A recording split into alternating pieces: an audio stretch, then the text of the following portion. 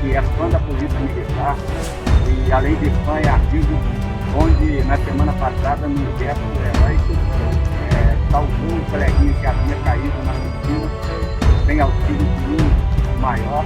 No gesto heróico, ele conseguiu retirar o coleguinha de dentro da piscina.